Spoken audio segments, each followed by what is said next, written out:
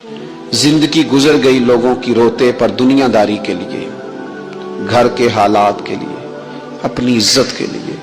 काश कभी रब के लिए भी रोए होते, कभी उसके खौफ में रोए होते। कुर्बान जाएं। फरमाया बेशक वो लोग जो अपने रब से बगैर देखे डरते हैं, अल्लाह ताला ने उनके लिए बख्शिश भी रखी है और बहुत बड़ा अजर तैयार किया हुआ है। बगैर देखे जिन लोगों का ये तसव्वुर बन गया था ना कि रब के सामने खड़े होना है, मुंह दिखाना है मालिक को, जिनका ये तसव्वुर बन गया था, बच गए थे। हम दुनिया में जीने के लिए सारा कुछ करते हैं, रब रसूल को मुंह दिखाने के लिए नहीं करते। जिनका ये तसव्वुर बन जाता है ना, तो रब कहता है वली मन खाफ मकाम रब्बिही जन्नतान। फरमाया जो मेरे सामने खड़े होने से डरेगा, मैं उसे 2 जन्नतें अता करूंगा। वो समझ जाए, उसके लिए 2 जन्नतें हो जाएंगी। नबी पाक अलैहिस्सलाम ने फरमाया तेरी आंख से अगर इतना आंसू निकल गया ना अल्लाह के खौफ से, जितना मक्खी और मच्छर का पार होता है, बड़ा रोते हैं लोग। मैंने रोते देखे हैं दौलत के लिए, दुनिया के लिए, दोस्तों की बेवफाई पर, अपने बच्चों की नाफरमानी पर। पैसे नहीं है तो रो पड़े, फलाने ने मुझे तंग किया तो रो पड़े। लोगों के लिए रोते हैं, इंसानों के लिए रोते हैं, रब के लिए रो के देख कितना रोना है। हुजूर फरमाने लगे जितना मक्खी और मच्छर का पर होता है ना, अगर इतने आंसू रब के खौफ से तेरी आंख से निकल गए, तो हुजूर फरमाते हैं जिस तरह भैंस के थनों से निकला हुआ दूध दोबारा थनों में नहीं ना जाता, अगर कोई इतना भी रो पड़ा जितना मक्खी और मच्छर का पर होता है, तो उस बंदे को अल्लाह दोज़ख में दाखिल नहीं करेगा। शर्त क्या है? अल्लाह के खौफ से, रब के खालिसतन अल्लाह के खौफ से। दिल ना सख्त हो गए हमारे, कैसे नरम होंगे? कुरान पाक पढ़ने से। दिल कैसे नरम होंगे? अल्लाह का जिक्र करने से। दिल कैसे नरम होंगे? कब्रिस्तान जाने से, अपनों की कब्रें देखने से। दिल कैसे नरम होंगे? कभी अस्पताल का चक्कर लगा के आओ, देखो तबीयत कैसे नरम होती है। दिल कैसे नरम होगा? किसी के दुख को दुख समझने से। दिल कैसे नरम होगा? अल्लाह की मखलूक से मोहब्बत करने से। दिल कैसे नरम होगा? तन्हाई में रब की बारगाह में रोने से। दिल कैसे नरम होगा? खालिस अल्लाह की रिजा से किसी की खिदमत करने से। दिल कैसे नरम होगा? यतीम के सर पे हाथ फेरने से। दिल कैसे नरम होगा? जब हम अपने मालिक की बारगाह में बैठ के लंबी दुआएं मांगेंगे। दिलों को नरम करने की तरफ लाओ, अल्लाह का खौफ खशियत अपनी तबीयत में पैदा करो। उससे पहले पहले कि तंदुरुस्त जिस्म बीमार होने लगे। डॉक्टर कहते हैं पता ही नहीं चल रहा, रिपोर्टें तो ठीक हैं सारी, समझ नहीं आ रही। हमारे हाथों से कई लोग निकल गए, कोई पता नहीं चला।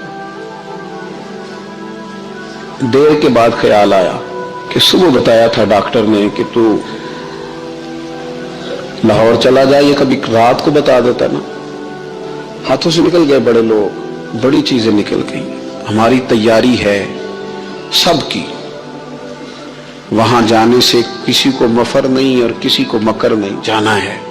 नबी पाक अलैहिस्सलाम फरमाते हैं एक बंदा था जो बड़ा डरता था रब की बारगाह में खड़ा होने से। इतना डरता था कि खौफ तारी हो गया उस पर, खशियत पैदा हो गई। उसने अपने बच्चों से कहा जब मैं मर जाऊं ना, ये सही हदीस में मौजूद है, जब मैं मर जाऊं ना तो मुझे जला देना, और फिर अगर मेरे वजूद का कुछ हिस्सा बच जाए तो उसे पीस देना, फिर उसे हवा में उड़ा देना, मुझे खत्म कर देना। मैं अपने रब की बारगाह में खड़ा होकर सवालों का जवाब नहीं दे सकता। पता तो सारा है ना सरदार नु कीतियां दा, मन दानम के मन दानव जो अमाल किए हैं उसकी खबर तो है ना। बाकियों को शक है कि इसमें गुनाह किया होगा, पर हमें अपना अपना तो पक है ना, पता तो सारा है ना। कहा मैं नहीं खड़ा हो सकता उसके हुजूर, मुझे जला देना, میری راکھ بھی بہا دینا، اڑا دینا ہواؤں میں۔ نبی پاک علیہ الصلوۃ والسلام فرماتے بندہ تھا سچا، یہ کام اس نے کیا اللہ سے ڈر کے۔ کریم محبوب علیہ السلام فرمانے لگے اللہ تعالیٰ نا قیامت کے دن ذرات کو حکم دے گا کہ اس کے وجود کے ذرے جمع کرو، اس کا وجود جمع کیا جائے گا۔ جس رب نے پہلے بنایا ہے وہ دوبارہ بنانے پر بھی قادر ہے۔ اس کے ذرات کو جمع کر کے گوشت پوشت دے کے وجود دے کے کھڑا کر کے اللہ پوچھے گا بتا یہ کام کرنے کا تجھے کس نے کہا؟ عرض کرے گا مالک میں ڈر گیا تھا نا، تیری بارگاہ میں کھڑا ہوں سوالوں کے جواب دوں، یہ کام مشکل تھا میں ڈر گیا۔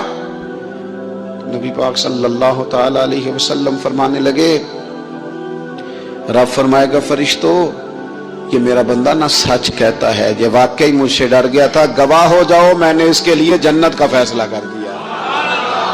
اپنی طبیعت میں اپنے مزاج میں، اور یہ خوف خدا گھر سے شروع کریں، بیوی سے گفتگو کرتے بھی اللہ سے ڈریں، ماں باپ کے حقوق ادا کرتے بھی اللہ سے ڈریں۔ اگر اللہ نے آپ کو وسعت دی ہے، بہن بھائی کمزور رہ گئے ہیں تو اللہ سے ڈریں اس مسئلے میں۔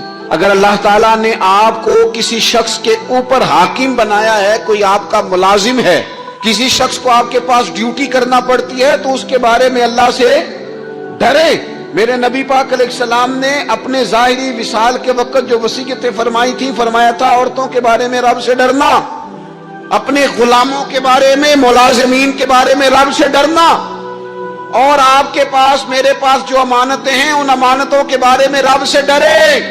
اور ہمارے پاس جو دین کی امانت آئی ہے، ہمیں جو نبی پاک کا امتی بنایا گیا ہے، ہمیں جو کہا گیا ہے کہ تم رسول اللہ صلی اللہ علیہ وسلم کے اعلیٰ اخلاق پہ عمل کرنا، تو ڈرو نہ اس بات سے۔ اتنے عظیم رسول کے امتی ہو کر ہمارے حالات کیا ہیں، ہماری کیفیات کیا ہیں؟ آپ یقین کریں نبی پاک علیہ السلام کے صحابہ پر نہ خوف طاری تھا اللہ کا، اور وہ خوف غلبہ کرتا تھا، باتوں میں نہیں، تقریروں میں نہیں، نشستن گفتن برخاستن نہیں، لوگوں کو دکھانے بتانے کے لیے نہیں، اپنے دنیاوی معاملات کو بہتر کرنے کے لیے نہیں، بلکہ رب کا خوف ان لوگوں پر طاری ہوتا تھا۔ اللہ کے محبوب علیہ الصلوۃ والسلام نے نا آیہ مقدسہ تلاوت کی، یا ایھا الذین آمنوا قوا انفسکم واہلیکم نارا وقودھا الناس والحجارہ، اے ایمان والو خود بھی دوزخ کی آگ سے بچو اور اپنے گھر والوں کو بھی بچاؤ، اور اس آگ سے بچو جس کا ایندھن آدمی اور پتھر ہیں۔ تو ایک نوجوان صحابی نے سنا تو وہ ڈر گئے، کانپ گئے، اتنا ڈرے کہ کانپ کر بے ہوش ہو گئے قرآن پاک سن کر۔ حضور علیہ السلام نے ان کے دل پر ہاتھ رکھا تو دل دھڑک رہا تھا۔ حضور فرمانے لگے پڑھنا کلمہ لا الہ الا اللہ محمد الرسول اللہ صلی اللہ تعالی علیہ وسلم۔ صحابہ نے عرض کی یا رسول اللہ صلی اللہ علیہ وسلم جی ہم سے سبقت لے گیا۔ حضور فرمانے لگے یہ رب سے ڈرا ہے، رب نے اس کے لیے جنت کا فیصلہ فرما دیا۔ کبھی اکیلے میں نا رونا بھی چاہیے، یہ جو رونا ہوتا ہے نا، رونا دل دی میل گواوے، نالے وچھڑے یار ملاوے۔ کبھی نہ بندے کو رونا، حضرت سعدی شرازی نا سخی بڑے تھے تو قرضہ اٹھا اٹھا کے بھی سخاوت کرتے تھے۔ ایک دن سارے لوگ آ کے بیٹھ گئے، بابا ہمارے پیسے دے۔ سارے لوگ آ کے جمع ہو گئے، انہوں نے کہا بابا پیسے، تو وہ سارے پیسے مانگ رہے ہیں۔ تو حضرت سعدی شرازی کہہ رہے ہیں یار انہیں کھلایا کچھ نہیں، کبھی ان کو کچھ کھانے، مہمان آئے نا۔ ایک نوجوان چھوٹا سا لڑکا وہ کچھ بیچ رہا تھا، بیچتا بیچتا آ گیا حضرت سعدی کے پاس آ کے، اس نے کہا بندے زیادہ جمع ہوں تو لوگ وہاں سٹال نہیں لگا لیتے، چلو دکان۔ وہ آگے آ کے اس نے کہا کچھ لینا ہے؟ فرمانے لگے لینا ہے، یہ میرے جتنے مہمان بیٹھے ہیں ان کو کھلا دو۔ اس نے وہ سارا کھلا دیا۔ کہنے لگا پیسے؟ تو فرمانے لگے بیٹھ جا تو بھی، یہ بھی سارے پیسے لینے آئے ہیں، ان کو ملیں گے تجھے بھی ملیں گے۔ اس نوجوان نے رونا شروع کر دیا، کہنے لگا میں تو یتیم ہوں، میری تو بہنیں انتظار کر رہی ہیں کہ 4 پیسے لائے گا، میری اماں نے تو دوائی کھانی ہے۔ حضرت سعدی پریشان ہو گئے، بندوبست کرنے لگے۔ اس کے چند آنسو گرے تھے کہ آپ کا ایک عقیدت مند آیا، اس نے آ کے عرض کی حضور بڑے دنوں سے حاضر ہونا چاہتا تھا، یہ نذرانہ تو رکھ لے تھوڑا سا۔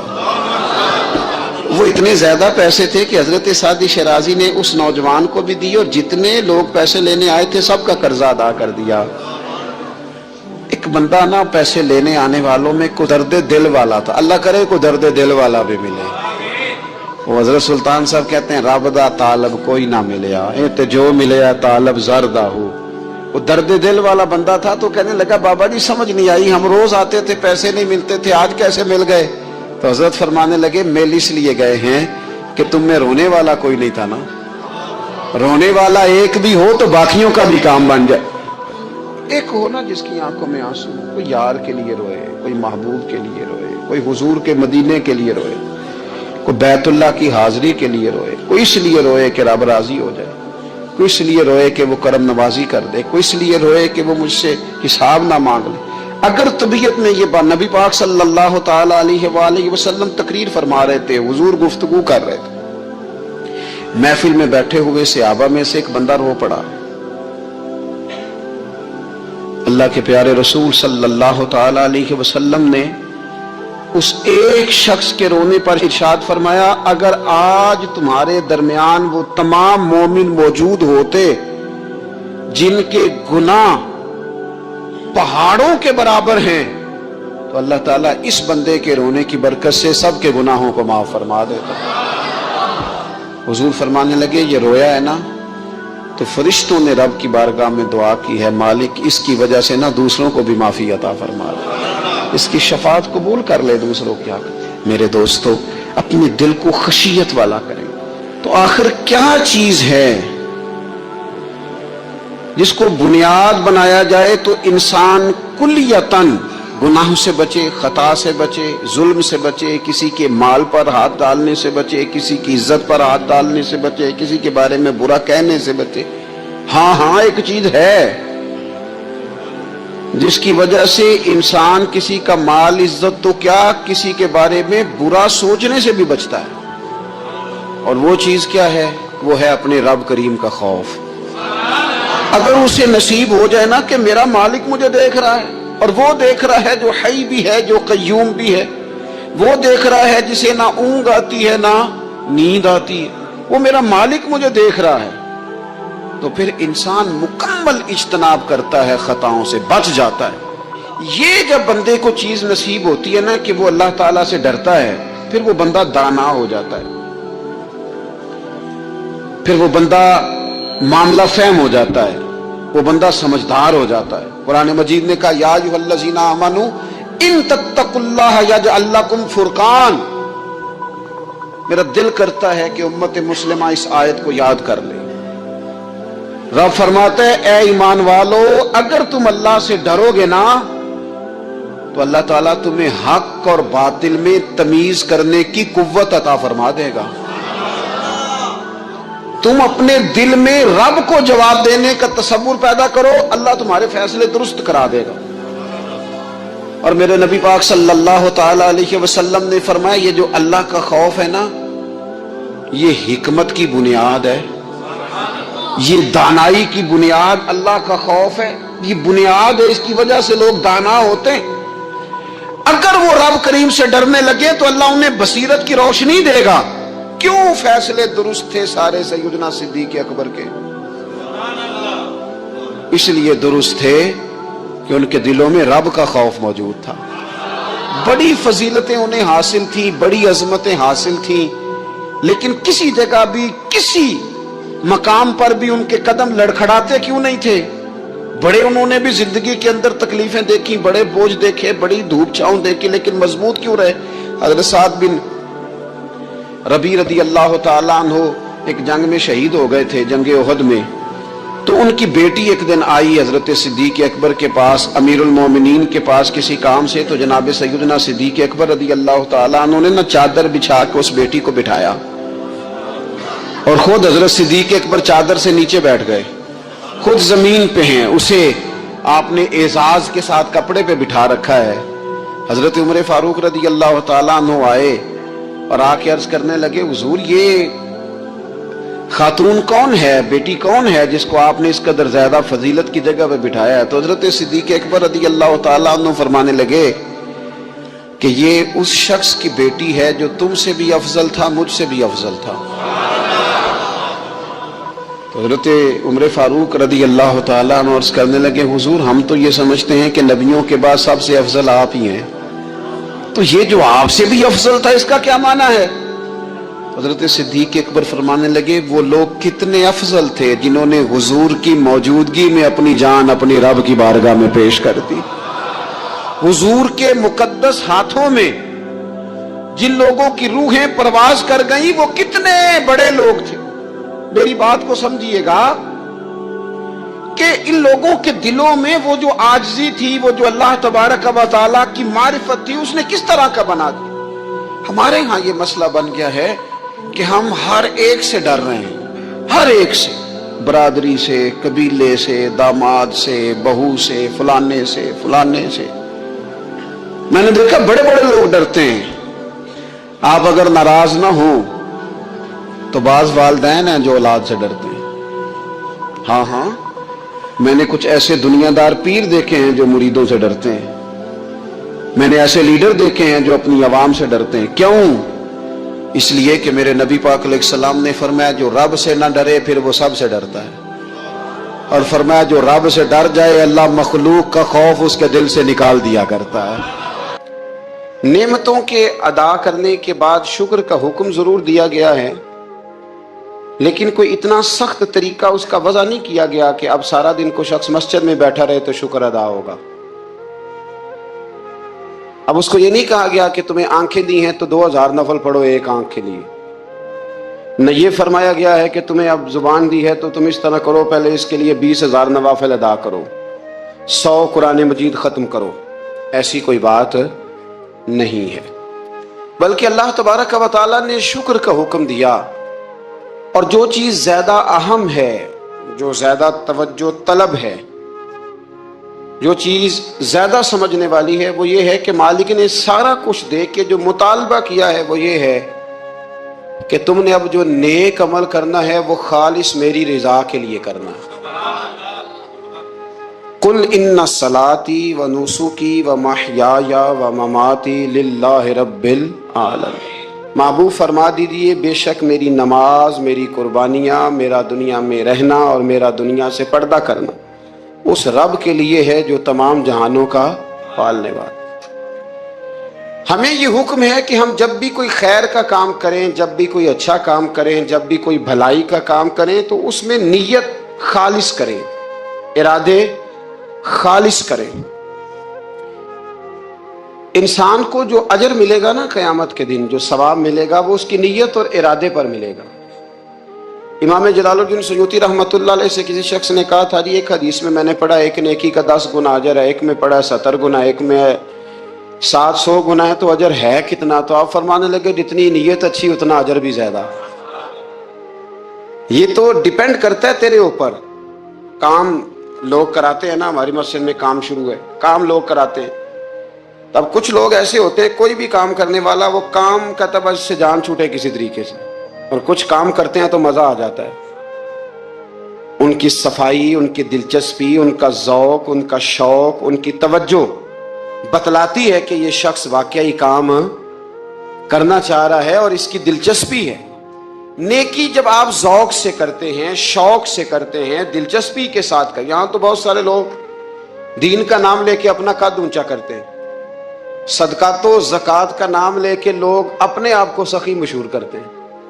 یہاں تو لوگ نماز پڑھ کے معاشرے کے اندر اپنا وقار بڑھانا چاہتے ہیں، اللہ ماشاءاللہ کہ میں نمازی ہوں۔ یہاں تو لوگ کوئی خیر کا کام کر کے دیکھیں نا، اب کیا ہو رہا ہے حج عمرے کے موقع پر جو کام سب سے زیادہ ہوتا ہے وہ تصویریں کھینچنے کا ہے، سب سے زیادہ۔ اب میں چل پڑا ہوں، اب میں پہنچ گیا ہوں، اب میں جہاز میں بیٹھ گیا ہوں، اب نفل پڑھ لیے ہیں، احرام باندھ لیا ہے، طواف ہو گیا ہے، یوں لگتا ہے بندہ نہیں طواف کر رہا، موبائل طواف کر رہا ہے۔ یہ سب سے زیادہ لوگ ملنے آتے ہیں، پیار کرتے ہیں، دور دراز سے حضرات کئی دفعہ محبت کے ساتھ تشریف لے آتے ہیں، تو مجھے پتہ ہوتا ہے کہ اب جو کام سب سے ضروری ہے وہ تصویر کھینچنے کا ہے، وہ کرنا ہی ہے اور وہ کرنا ہی پڑے گا، اس کی مکمل تیاری ہوتی ہے، وہ پروگرام بنا کے آئے ہوتے ہیں۔ میرے بھائیوں یہ یاد رکھیں کہ کوئی بھی کام جب تک اس میں اللہ تعالیٰ کی رضا شامل نہیں ہوتی. دیکھیں نا، اللہ دلوں کے حال جاننے والا ہے. اگر کوئی شخص کسی قسم کی بددیانتی کرتا ہے، خیانت کرتا ہے، ظلم کرتا ہے، وہ لوگوں سے چھپ کے بھی کرے تو رب کریم کی سزا سے بچ سکتا؟ وہ چھپ کے کرے کیا کر لے گا؟ نبی کریم صلی اللہ علیہ وسلم نے فرمایا رب جب کسی کو رسوا کرنا چاہتا ہے تو 7 پردوں کے پیچھے چھپے بھی کر دیتا ہے، اور جب اللہ کسی کو عزت دینا چاہتا ہے تو پھر کوئی اس سے چھین سکتا؟ یہ میرے مالک کا نظام ہے. اس میں آپ کسی قسم کی کوئی جو ہے وہ مداخلت کرنے کے مجاز نہیں ہے. اپنی ارادوں کو، اپنی نیتوں کو، اپنے شوق اور ذوق کو خالص رکھیں اللہ کی رضا کے لیے.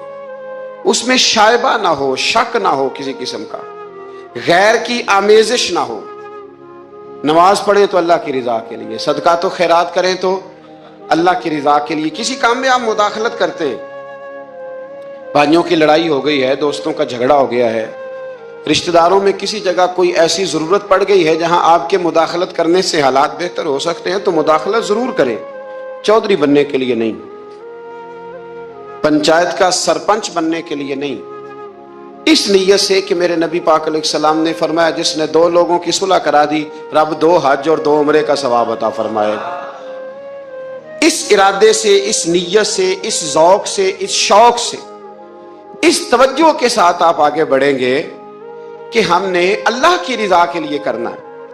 ہمارے آج کل کے جتنے امور ہیں ان امور کے اندر دنیا داری غلبہ کرتی چلی جا رہی.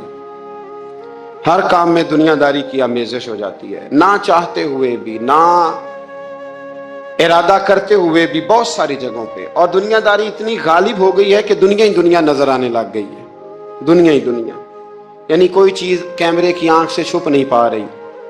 کوئی بات ایسی نہیں جس پر لوگوں کی نظریں نہ ہوں. کوشش کریں. اور عجیب بات یہ ہے کہ دنیا داری ہو، دولت ہو تو اس کو چھپا کے رکھا جاتا ہے، اور دین کی کوئی بات ہو اس کو نشر کرنا ضروری سمجھا جاتا ہے تاکہ لوگوں کو میرے تقوی اور میری پرہیزگاری کی خبر جلدی جلدی مل جائے. میرے نبی کریم علیہ الصلوۃ والسلام نے خالص اللہ کی رضا کے لیے ہر کام کرنے کا حکم دیا. سیدہ عائشہ صدیقہ رضی اللہ تعالیٰ عنہا راوی ہیں، الترغیب و ترہیب میں حدیث ہے. پیارے حبیب کریم سید عالم صلی اللہ تعالیٰ علیہ وسلم نے ارشاد فرمایا کہ حضور ایک دن مجمع، صحابہ کے مجمع میں حضور نے پوچھا بتاؤ اسلام کی سب سے مضبوط بنیاد کیا ہے؟ ایک صحابی نے کہا یا رسول اللہ نماز پڑھنا. 5 وقت لوگ جمع ہوتے ہیں، ایک دوسرے کا حال احوال پوچھتے ہیں، معاملات ہوتے ہیں. یا رسول اللہ صلی اللہ تعالیٰ علیہ وسلم مضبوط بنیاد ہے اسلام کی نماز پڑھنا، 5 وقت جمع ہونا. حضور نے فرمایا بات تمہاری ٹھیک ہے پر تم میری مراد کو نہیں پہنچے. عرض کی حضور حج کرنا، مختلف رنگ، مختلف نسلیں، مختلف قبیلے، مختلف بولیاں، لیکن جب حج کرنے پہنچے تو لباس بھی ایک ہی ہو گیا، گفتگو بھی ایک ہی، لبیک اللہم لبیک لبیک لا شریک لک لبیک ان الحمد والنعمت لک والملک لا شریک لک لبیک. ایک ہی صف میں کھڑے ہو گئے محمود و یاز، نہ کوئی بندہ رہا نہ کوئی بندہ نواز. نبی رحمت سید عالم صلی اللہ علیہ وسلم سے عرض کی حضور یہ حج جو ہے نا اس میں بڑی یکسانیت ہوتی ہے، ہر رنگ ہر نسل کا آدمی ایک تسبیح کے دانے کی طرح ایک جگہ پہ پرو دیا جاتا ہے، تو لگتا ہے یہ اسلام کی مضبوط بنیاد ہے. محبوب فرمانے لگے بات تمہاری ٹھیک ہے پر تم میری مراد کو نہیں پہنچے. عرض کی حضور پھر زکوٰۃ، صدقات، خیرات اسلام کی مضبوط بنیاد ہے.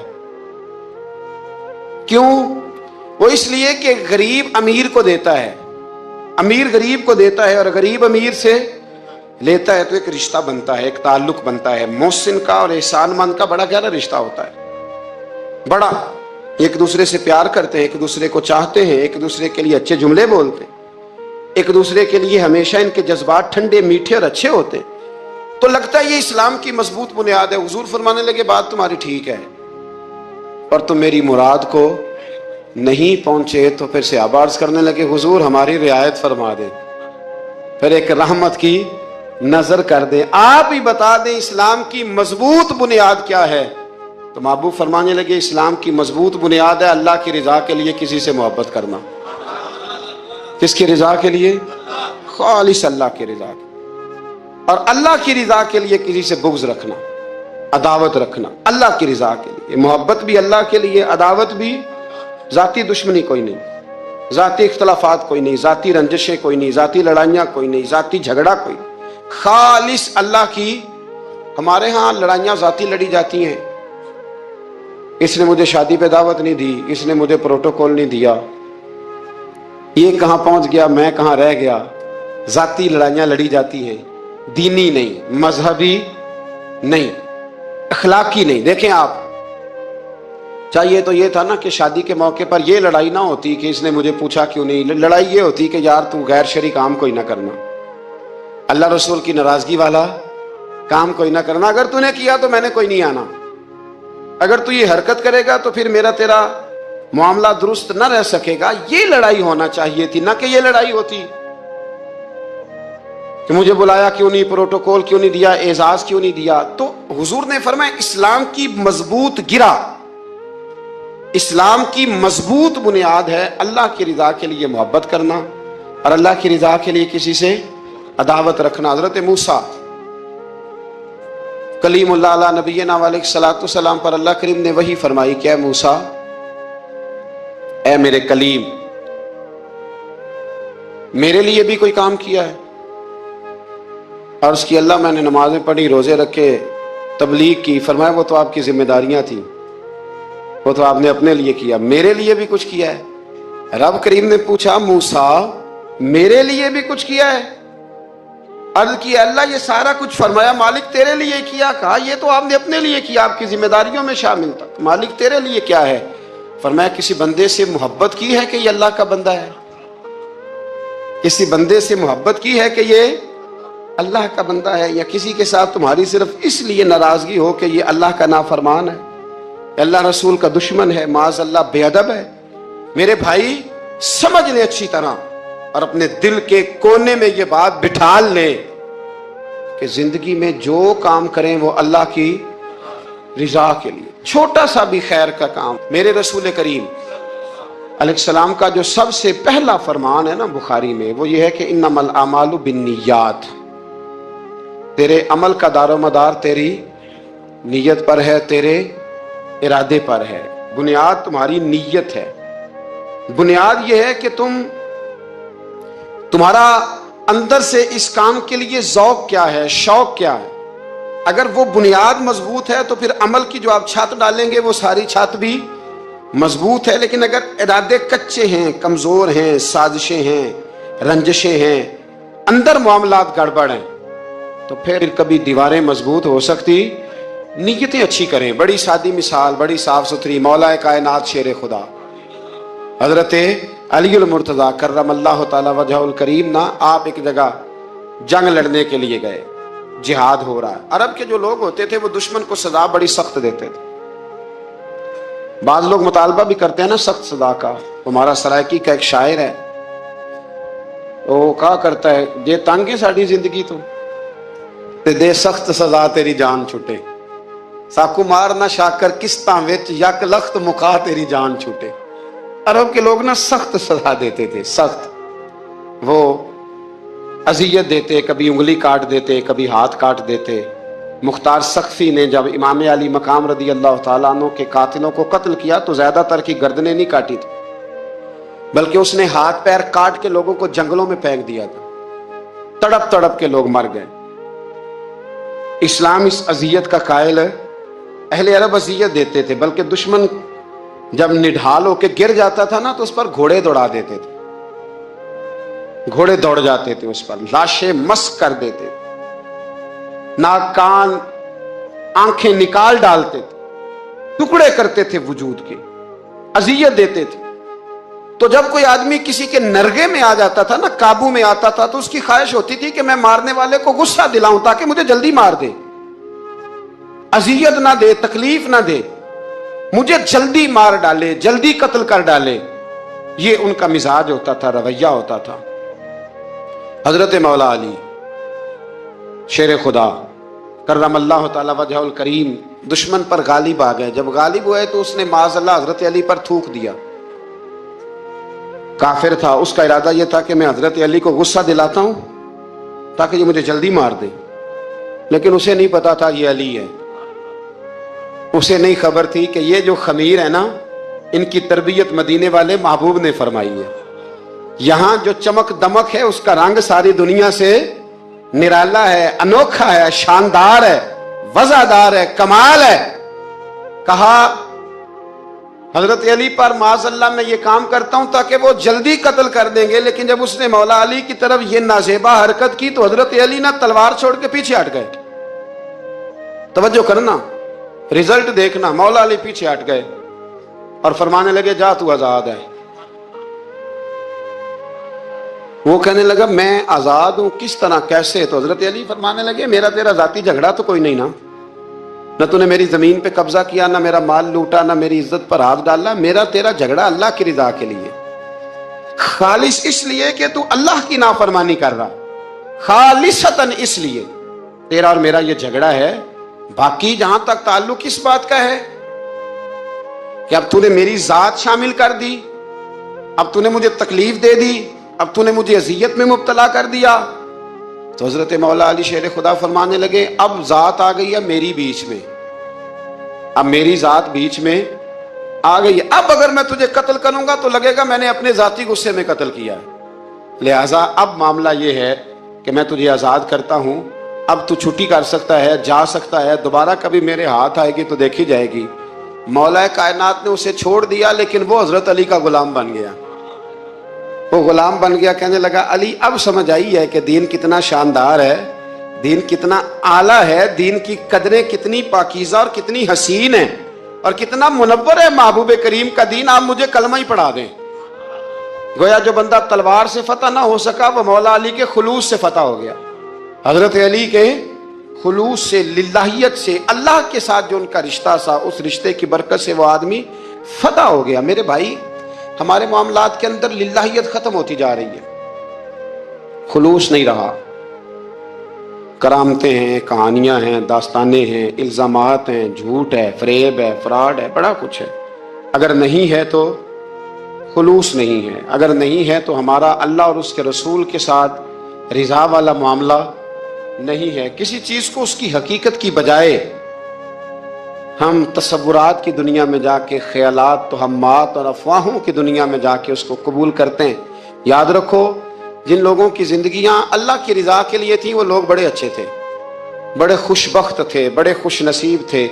उन्हें बदर के मैदान में गर्दनें कटाने में भी बड़ा ही मजा आया था उन्हें। अब देखे ना, ओहद के मैदान में जाने देने में भी उन्हें बड़ा मजा आया। जब आदमी में खुलूस होता है तो उसके लिए जान कुर्बान करना भी आसान हो जाता है, लेकिन जब खुलूस नहीं होता फिर गुफ्तगू होती है, फिर बातें होती हैं, फिर दास्तानें होती हैं, फिर कहानियां होती हैं, फिर लबो लहजा होता है, फिर मंसूबा साजी होती है, फिर हीले बहाने, फिर सुगरे कुबरे जोड़ के लोग कहानियां और दास्तानें बनाते हैं। खुलूस और लिल्लाहियत के साथ अल्लाह की बारगाह में झुके, इबादतों का, रियाजतों का, तिलावतों का जितना अल्लाह हमें मौका देता है उसमें खुलूस शामिल करने की कोशिश करें, लिल्लाहियत शामिल करने की कोशिश करें, अल्लाह की रिजा शामिल करने की कोशिश करें। मेरे नबी रहमत सल्लल्लाहु ताला अलैहि वसल्लम ना हजरत माज इब्ने जबल को जब यमन के लिए रवाना करने लगे तो रसूल पाक अलैहिस्सलाम ने बड़ी नसीहतें फरमाई।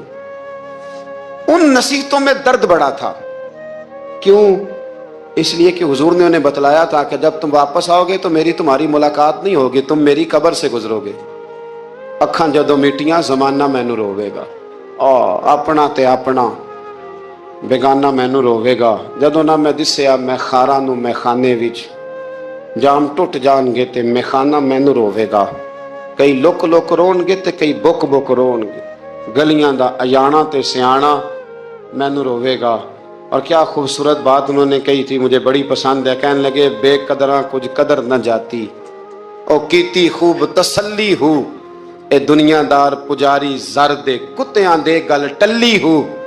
बुक बुक रोशन अखियां तकियो वेख हवेली कल्ली हूँ, ते कूच नसीर असां जदों कीती फिर पै जानी थरथली हूँ। कूच नसीर असां जदों कीती फिर पै जानी, फिर कमाल हो जाएगी। बाद मरन दे मुखड़ा मेरा हो जावे जे ताजा, پھر سمجھ لینا محبوب میرے نے آن پڑے ہے جنازہ۔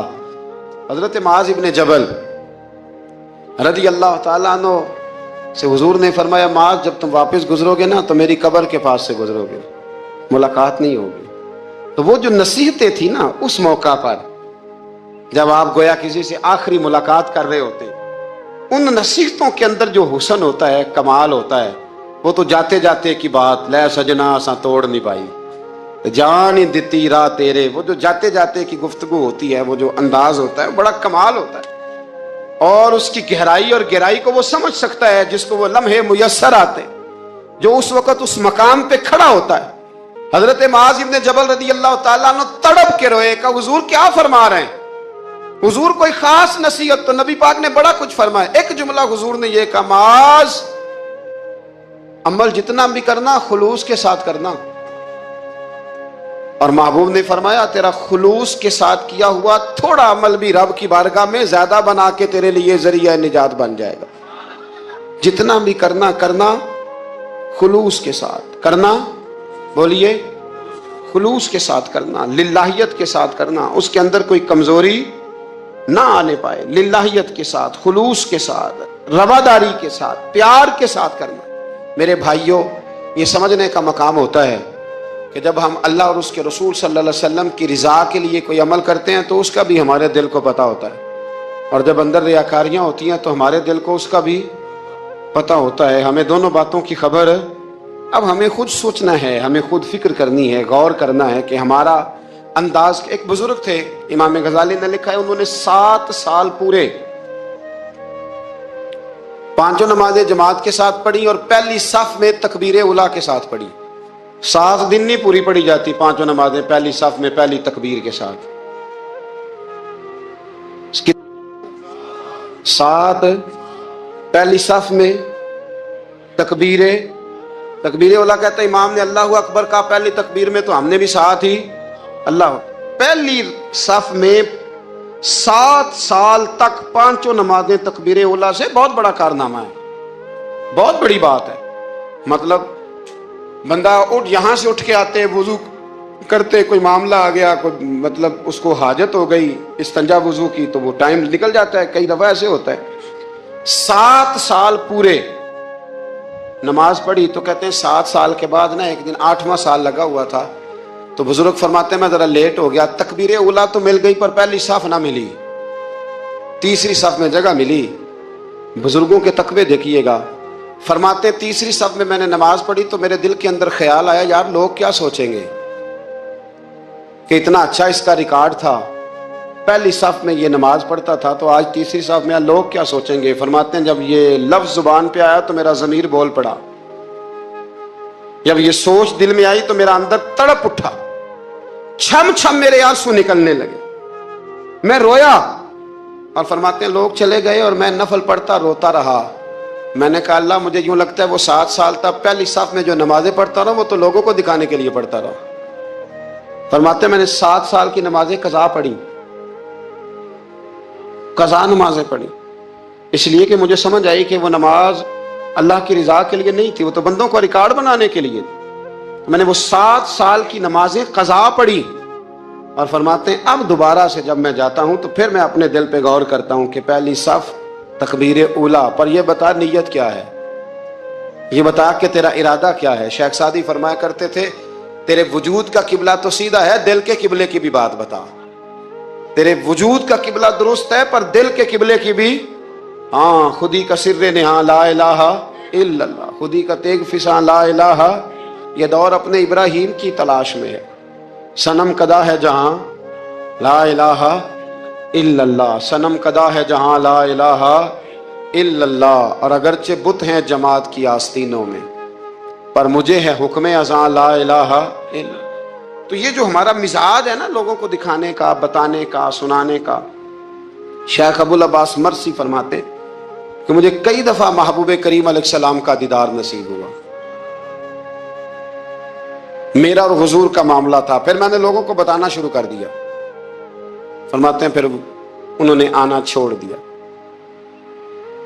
اس لیے کہ کچھ باتیں ایسی ہوتی ہیں جو بتانے کی نہیں ہوتی. لیکن کچھ بندوں کو بشارتیں ہوتی بڑی ہیں، وہ ان بیچاروں کو بدہضمی ہو جاتی. وہ بتائیں نا جب تک 20 لوگوں کو، تب تک ان کی وہ بدہضمی ختم ہے. حالانکہ ہر چیز بتانے کی، دکھانے کی، سنانے کی، ہر چیز کی وضاحت دینے کی نہیں ہوتی. ہر چیز ایسی نہیں ہوتی. حضرت ابو ہریرہ جیسے لوگ فرمایا کرتے تھے علم کی 2 تھیلیاں، ایک کھولی ہے، دوسری کھولو تو مجھے قتل کر دو. ہر چیز کو بتانے سمجھانے کی ہوتی ہے. تو خلوص دیکھیں کتنا ہے اس میں، للہیت کتنی ہے، اللہ کی رضا کتنی. الحمدللہ تعالی اس مہینے سے، جو جولائی کا ہے، میرے خیال ہے 4-5 جولائی سے حج کی فلائٹ شروع ہو جائیں گی انشاءاللہ تعالی. خوش نہیں ہوئے آپ سن کے؟ جو جا رہے ہیں رب ان کا قبول فرمائے، اور جو رہ گئے اللہ انہیں موقع عطا فرمائے. ای سعادت بزور بازو نیست تا نہ بخشندہ خدائے بخشن. یہ سعادتیں بازو کی قوت سے نہیں ملتی، تبھی ملتی ہیں جب اللہ عطا کرتا ہے، جب رب اپنے فضل سے عطا کرتا ہے، پھر یہ سعادتیں ملتی ہیں. لوگ حج کے لیے جا رہے ہیں، اور آپ کو پتا ہے حج بھی آج کل ساتھ ساتھ حج ہوتا ہے، ساتھ ساتھ سیلفی ہوتی ہے، آخر تک چلتا ہے. ایک بزرگ تھے حضرت ابو مرتعش ان کا نام تھا. وہ فرماتے ہیں میرا 4تھا-5واں حج تھا، نفلی حج کرنے کے لیے میں جا رہا تھا. تیاری میری مکمل ہو گئی تھی، 2-4 دنوں میں میری روانگی تھی، ارادہ میرا مضبوط تھا، معاملات سارے طے ہو گئے تھے، بس میں جانے کے قریب تھا. فرماتے ہیں کہ میں ایک دن گھر میں بیٹھا تھا، اماں جی نے نا کہا بیٹا ذرا پتر ذرا پانی کا پیالہ دینا. فرماتے میرے دل میں خیال آیا کہ ایک تو میں عالم ہوں، صوفی ہوں، درویش ہوں، مولوی ہوں، اور دوسرا یہ کہ میری کل پرسوں تیاری بھی ہے، تو پانی تو چھوٹا بھائی بھی دے سکتا ہے، یہ کام کو بچہ بھی کر لے گا. میں نے چھوٹے کو اشارہ کیا ذرا پانی دینا، وہ گیا اور مٹکے سے پانی بھر کے اماں کو دے دیا. کہتے جب اس نے اماں کو پانی دیا نا تو میرے اندر پھر مد و جزر شروع ہوا، پھر میری ضمیر کی آوازیں اٹھنے لگی، پھر اندر سے بلندی ہونے لگی، پھر آوازیں آئیں، اور پھر میں نے اعلان کیا. میں نے کہا خو یہ کیا ہوا؟ سینکڑوں اور ہزاروں میل حج کرنے کے لیے جانا میرے لیے آسان ہے، اور یہ 2 قدم اماں کو پانی دینا میرے لیے مشکل ہے. یہ کیا بات ہوئی؟ حالانکہ حج کرنے سے بھی اللہ نے راضی ہونا تھا، اور اماں کو پانی پلانے سے بھی اللہ نے راضی ہونا تھا. پر یہ میں کس جگہ کھڑا ہو گیا ہوں کہ سینکڑوں میل اور ہزاروں میل جا کے حج کرنا میرے لیے آسان ہے، لیکن پانی بھر کے لانا میرے لیے مشکل ہے. چند قدموں کے فاصلے پہ مٹکا پانی کا پڑا ہے. فرماتے ہیں بس اسی وقت پھر مجھے سمجھ آئی کہ وہ حج میں لوگوں نے ذرا حاجی حاجی کہنا ہے نا، حج میں لگا شور اٹھے گا نا کہ چھٹا حج کر کے آیا ہے. حج میں ذرا آوازیں اٹھیں گی نا، ماشاءاللہ کیا بات ہے، پھول ڈلیں گے اور پتیاں گریں گی اور نام ہوگا. لیکن اماں کو پانی دینے سے کسی نے اعلان تو نہیں نہ کرنا، شاباش تو نہیں نہ دینی، کسی بندے نے آواز تو نہیں نہ اٹھانی. فرمایا میں اسی وقت اسی لمحے اٹھ کے ماں کے قدموں میں بیٹھا اور پیر پکڑ کے کہا اماں مجھے معاف کر دے. اماں کہنے لگی بیٹے کیا ہوا؟ میں نے کہا اماں مجھے سمجھ آ گئی، آج میرا نفلی ہے، میں اس سال نہیں جاؤں گا، اگلے سال جاؤں گا. اب یہ پورا سال میں تیری نوکری کروں گا، میں تیری خدمت کروں گا، تیرے پیر دباؤں گا، تیرے لیے کھانا لاؤں گا، میں تیری ڈیوٹی کروں گا. اس لیے کہ مجھے سمجھ آئی ہے کہ نیکی کا تصور اصل میں ہے کیا. ہم بالعموم وہ نیکی کرنے جا رہے ہوتے ہیں جو نیکی بھی ہوتی ہے اور دنیا میں اس کا نام بھی ہوتا ہے، تذکرہ بھی ہوتا ہے، اس کی وجہ سے ہمارا قد بھی اونچا ہو رہا ہوتا ہے. حالانکہ نیکی کا تصور تو بڑا چھوٹا سا ہے. کل معروف صدقہ، مسکرا کے ملنا بھی نیکی، رزق حلال کما کے بچوں کو کھلانا بھی نیکی، گلی سے پتھر اور کانٹا اٹھا دینا بھی نیکی. پر ہمیں تو کوئی لمبی چوڑی نیکی چاہیے، کوئی بڑی نیکی چاہیے. اس لیے بہت سارے ایسے لوگ ہیں جو نیکیاں ان کی پہنچ میں ہوتی ہیں وہ نہیں کرتے. وہ محرم کے ایام میں نا ایک جگہ پہ حاضری کا موقع ملا، تو وہاں ایک صاحب کہہ رہے تھے ہم مریں گے، لڑیں گے، جانیں دیں گے، قربانی دیں گے، ہم امام علی مقام کی سنت ادا کریں گے، سارا کچھ کریں گے. تو بعد میں وہ میرے پاس بیٹھے تو میں نے انہیں کہا کہ جب جنگ کا موقع آئے گا تو انشاءاللہ لڑیں گے، جانے بھی دیں گے. پر ابھی آپ یہ کام کریں کہ امام حسین ایک رات میں پورا قرآن پاک پڑھا کرتے تھے، یہ والی سنت امام حسین کی شروع کریں. یہ والی سنت ابھی آپ سٹارٹ، جب وہ موقع آئے گا تو انشاءاللہ وہ کام بھی کریں گے. یہ والی سنت آپ سٹارٹ کریں امام صاحب کی. امام صاحب 100 نفل پڑھا کرتے تھے فرض نماز کے علاوہ روزانہ، 100 رکعت نماز نفل. تو آپ یہ والی سنت امام حسین کی شروع کریں نا. تو جب کربلا سجانے کی باری آئے گی تو پھر کربلا بھی سجا لیں گے، لیکن ہم نے یہ والے کام نہیں کرنے، نمازیں 5 پوری نہیں پڑھنی، ہم نے تو صرف کربلا والی سنت ادا کرنی، نعرے لگانے ہیں، وہاں تک پہنچنا ہے۔ میرے عزیز یاد رکھیں، اللہ کی رضا ہر جگہ پیش نظر ہو۔ میرے رسول کریم صلی اللہ تعالی علیہ وسلم کی عالی مرتبت خدمت میں ایک جنگ کے موقع پر صحابہ نے عرض کیا تھا کہ یا رسول اللہ صلی اللہ تعالی علیہ وسلم، فلاں آدمی بڑی ہمت سے لڑ رہا ہے، جہاد کر رہا ہے، بڑی بات ہے۔ تو حضور نے فرمایا یہ جہنمی ہے، جہاد کر رہا تھا، توجہ ہے میری بات پر؟ حضور نے فرمایا یہ جہنمی ہے، یہ دوزخی ہے، یہ بندہ جنتی نہیں۔ جب سرکار دو عالم صلی اللہ تعالی علیہ وسلم نے یہ بات ارشاد فرمائی تو صحابہ کہتے ہیں ہمیں تجسس ہوا کہ یہ کیا بات ہوئی، اتنی ہمت سے، جوان مردی سے، اتنی وہ دلیری سے لڑ رہا ہے اور حضور نے فرما دیا دوزخی ہے۔ کیسے دوزخی کیسے؟ تو ایک صحابی کہنے لگے میں اس کا پیچھا کرنے لگا، جب پیچھا کرنے لگا تو اس پر نہ کچھ زخم کاری لگ گئے تھے، زخم گہرے تھے، وہ زخموں کو برداشت نہ کر سکا اور ایک مقام ایسا آیا کہ اس نے خود اپنے پیٹ میں خنجر لگا کے، پیوست کر کے، خنجر مار کے یا تلوار مار کے یا نیزہ مار کے اس نے خودکشی کر لی، زخموں کی تاب نہ لا سکا۔ حضور نے فرمایا تھا کہ یہ جہنمی ہے، تو اس کی وہ جو بات تھی وہ صادق ہو گئی۔ کہتے ہیں میں فوراً بولا، میں نے کہا میرے محبوب جو فرماتے ہیں حق اور سچ ہی فرماتے ہیں، دیکھو کس موت مرا ہے۔ اب اس پر مفسرین نے لکھا ہے کہ وہ بندہ جو گھر سے نکلا تھا نا، تو وہ دین کے لیے لڑنے نہیں نکلا تھا، وہ قومیت کے لیے لڑنے آیا تھا کہ میرا سارا قبیلہ گیا ہے تو مجھے بھی جانا چاہیے، ہماری قوم سے فلانی قوم ٹکرائی ہے تو لہذا ہمیں، اس کی نیت میں، ارادے میں دین، للہیت اور خلوص شامل ہے۔ اس کی دلیل وہ حدیث ہے جس میں حضور نے فرمایا کہ عالم بھی، سخی بھی اور شہید بھی اس وجہ سے جہنم میں جائیں گے معاذ اللہ کہ ان کی خدمات کی وجہ اللہ کی رضا نہیں تھی، خدمات کی وجہ ذاتی شہرت تھی، بہادری کے دعوے تھے، سخاوت کا سبب یہ تھا کہ لوگ انہیں سخی کہیں۔ خلوص والا جو عمل ہوتا ہے نا، خلوص والا، وہ تو بڑا تھوڑا بھی ہو تو قبول ہوتا ہے، اس میں بڑی، دیکھیں نا اللہ کی بارگاہ میں مقدار نہیں دیکھی جاتی، معیار دیکھا جاتا ہے، مقدار نہیں دیکھی جاتی، معیار دیکھا جاتا ہے۔ نبی کریم علیہ السلام نے ایک جنگ کے موقع پہ اعلان کیا کہ ہر بندہ چندے میں حصہ دے، قحط کا زمانہ ہے، بہت زیادہ مال کی ضرورت ہے، ہر آدمی آئے، حصہ ڈالے، آگے بڑھے۔ جب سرور دو عالم صلی اللہ تعالی علیہ وسلم نے یہ اعلان فرمایا، حضور نے حکم دیا تو بڑا بڑا مال دیا۔ حضرت عثمان غنی نے کئی 100 اونٹ دیے مال کے بھر کے، حضرت صدیق اکبر نے بھی بڑا دیا، فاروق اعظم نے بھی آدھا مال دیا، حضرت عبد الرحمن ابن عوف جیسے لوگوں نے ہزاروں اور لاکھوں دینار دیے۔ ایک غریب صحابی تھے، وہ فرماتے میں نے زور سے عصر تک یہودی کے باغ میں مزدوری کی، چند کلو کھجوریں ملی تو لا کے میں نے حضور کی بارگاہ میں نذرانہ پیش کیا۔ فرماتے میرے دل میں خیال تھا کہ وہ میری اٹی کیا کرے گی، میرا ایک قطرہ کیا کرے گا، جہاں لوگوں نے لاکھوں دیے، ہزاروں دیے تو کیا بنے گا۔ لیکن فرماتے ہیں قربان جاؤں، وہ ڈھیر لگا تھا مسجد نبی میں مال کا، میرے نبی نے نا وہ مال اٹھا کے جو میں نے دیا تھا اس کے اوپر بکھیر دیا، اور حضور فرمانے لگے سن بھائی، جتنا ان سب کو اجر ملے گا اتنا اللہ تجھے اکیلے کو عطا فرمائے گا، اتنا تجھے اکیلے کو ملے گا۔ پیچھے دلیل ہے، میرے نبی پاک علیہ الصلوۃ والسلام کے فرمان کے پیچھے دلیل ہے کہ اس میں خلوص بڑا تھا، اس بندے میں للہیت بڑی تھی، اس میں ذوق تھا، شوق تھا، ہمت تھی، اس نے محنت کی تھی۔ تو خلوص والا تھوڑا عمل بھی زیادہ ہو گیا۔